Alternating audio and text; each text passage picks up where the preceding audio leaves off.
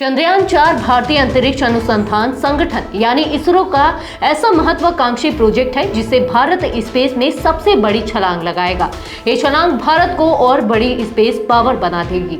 चंद्रयान-4 इसलिए खास और अनूठा होगा क्योंकि वर्ष 2027 में यानी 3 साल बाद चांद तक जाएगा, वहां उतरेगा, वहां से नमूने इकट्ठे करेगा और फिर वापस लौटकर पृथ्वी पर आएगा।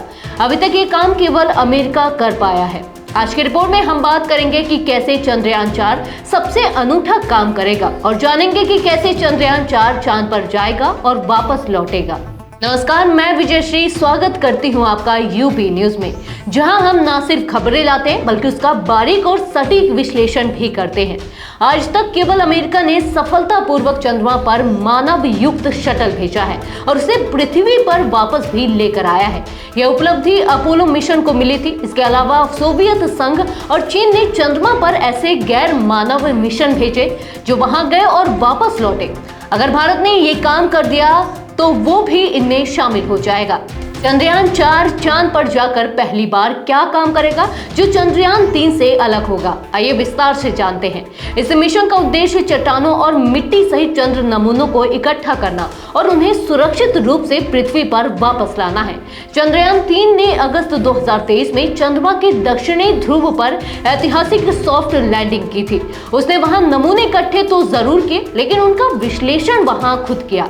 वहां से वो लगातार तस्वीरें और सूचनाएं जरूर भेजता रहा। चंद्रयान-4 नमूने इकट्ठे करके चांद पर रहने तक उनका विश्लेषण करेगा और फिर उन्हें लेकर भारत भी लौटेगा। अब सवाल यह है कि चंद्रयान-4 के जरिए इसरो किन बातों का प्रदर्शन दुनिया के सामने करेगा जो इसे अमेरिका के बाद स्पेस के मामले में दूसरे नंबर पर लाकर खड़ा कर देगा। नमूना संग्रह मिशन चंद्र सतह से नमूने इकट्ठा करने पर फोकस करेगा। इसका विश्लेषण चंद्रमा के भूविज्ञान को लेकर वैज्ञानिक समझ को बढ़ाने के लिए पृथ्वी पर किया जाएगा। अगला है तकनीकी प्रदर्शन। इसका उद्देश्य भविष्य के चालक दल के चंद्र मिशनों के लिए आवश्यक महत्वपूर्ण तकनीकों का प्रदर्शन करना है, जिसमें सटीक लैंडिंग, नमूना संग्रह और पृथ्वी पर सुरक्षित वापसी शामिल है। इसी के आधार पर भारत वर्ष 2040 तक चंद्रमा पर अंतरिक्ष यात्रियों को ले जाना और वहां से लाना चाहता है। अगला है मल्टी मॉड्यूल डिजाइन। अंतरिक्ष यान में 5 मॉड्यूल होंगे जो 2 स्टैक में विभाजित होंगे। पहले स्टैक में सैंपल कलेक्शन के लिए एक असेंडर मॉड्यूल और चंद्र सतह पर उतरने के लिए एक डिसेंडर मॉड्यूल शामिल है। दूसरे स्टैक में थ्रस्ट के लिए एक प्रोपल्शन मॉड्यूल, सैंपल रखने के लिए एक ट्रांसफर मॉड्यूल और सैंपल को धरती पर वापस लाने के लिए एक री एंट्री मॉड्यूल शामिल है।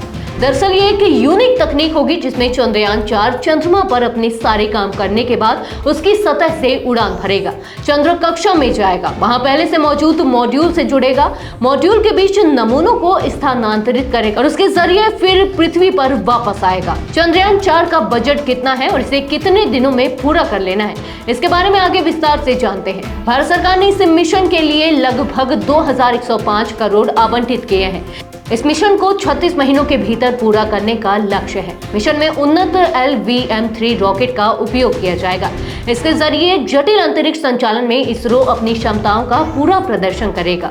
अगला सवाल है कि चंद्रयान-4 में जिन धातुओं का इस्तेमाल होगा वो क्या होंगी, इसमें कौन सी चीजें क्या काम करेंगी, इसके बारे में भी विस्तार से जानते हैं।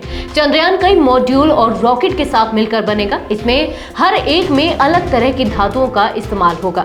चंद्रयान के 5 मॉड्यूल होंगे। पहला है प्रोपल्सन मॉड्यूल। ये चंद्रयान-3 के एल्यूमिनियम की मिश्र धातु का होगा। इसका अगला है डिसेंडर मॉड्यूल। ये मिट्टी परीक्षण के उपकरण लेकर जाएगा और चांद की सतह पर घूमेगा। इसमें ऐसा उपकरण होगा जो चांद के 1 दिन या पृथ्वी के 14 दिनों तक काम करता रहेगा। अगला है असेंडर मॉड्यूल। सैंपल इकट्ठा करने के बाद ये खुद को लैंडर से अलग करेगा। जो मॉड्यूल चांद पर नमूने इकट्ठा करेगा वो रोबोटिक भुजा का उपयोग करेगा, फिर मून की सतह से लैंडर के लॉन्च पैड का इस्तेमाल करके ऊपर उठेगा। अगला है ट्रांसफर मॉड्यूल। इसके बाद ये अपने नमूनों का ट्रांसफर असेंडर से री एंट्री मॉड्यूल में करेगा, खुद को अलग कर लेगा, फिर री एंट्री मॉड्यूल धरती पर लौटेगा। चंद्रयान-4 की ज्यादातर चीजों में एल्यूमिनियम मिश्र धातु का ही इस्तेमाल होगा। इंजन कई धातुओं से मिलकर बने होंगे जिसमें एल्यूमिनियम और मेरेजिंग स्टील शामिल होंगे। चंद्रयान 4 की तकनीक को अगर सरल शब्दों में समझना हो तो किस तरह समझेंगे? दरअसल चंद्रयान 4 जब चांद की कक्षा में पहुंचेगा तो एक हिस्सा कक्षा में घूमता रहेगा और दूसरा इससे अलग होकर चांद पर उतरेगा। उसमें से लैंडर निकलेगा, नमूने इकट्ठे करेगा।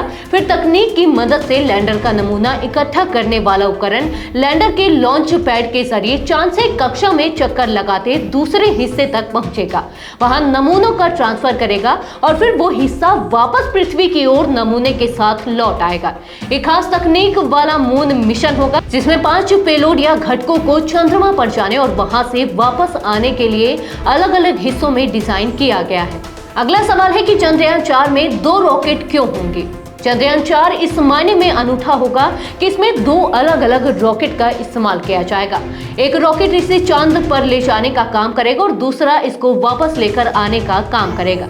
कुल मिलाकर चंद्रयान 4 इस तरह की कई तकनीक का मिश्रण होगा जो पहले स्पेस की दुनिया में नहीं देखी गई है। तो ये थी आज की एक खास रिपोर्ट। आपको ये कैसी लगी? अपने विचार हमसे साझा करें। वीडियो को लाइक और शेयर करें, साथ ही चैनल को सब्सक्राइब करें। यूबी न्यूज आपके लिए लाता रहेगा देश विदेश से जुड़ी ऐसी ही तमाम खबरें। तब तक के लिए धन्यवाद।